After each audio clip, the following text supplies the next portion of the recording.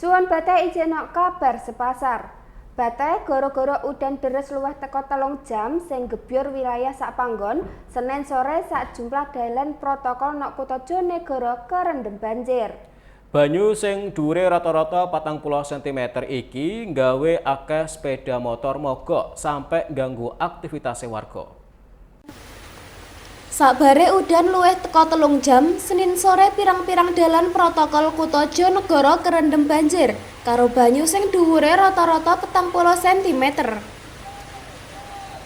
Antarane kedadean nok Dalan Panglima Sudirman, Dalan Patimura, Dalan Panglima Polim, Dalan Untung Suropati karo Dalan Mastrip. Masih gak sampe mlebu omahe warga, tapi kedadean iki gawe arus lalu lintas keganggu. Wong sing meksa liwat kepeksa kudu nyurung sepeda motore. Ndelok kedadean kuwi pirang-pirang warga ngiwangi wong lewat sing kejebak banjir nganggo cara nyurung motor ambek ngarahno nok panggon sing luwih dhuwur karo aman. Warga ngaku banjir kuwi perkara udan sing deres nok kawasan Jonegoro sing suwene kurang luwih 3 jaman. Warga ngaku banjir kuwi perkara udan sing deres nok kawasan Jonegoro sing suwene kurang luwih 3 jaman. Kawit awan sampe sore. Kondisi saiki malah nemen merga eleke sistem drainase. Got-got karo kalen rusak sampe wis ora iso nampung banyu udan.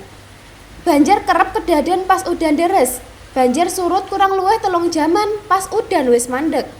Saliyane ngrendem dalan, banjir yang ngrendem fasilitas umum karo pirang-pirang warung ambek toko sing enek nok pinggir dalan kuwi.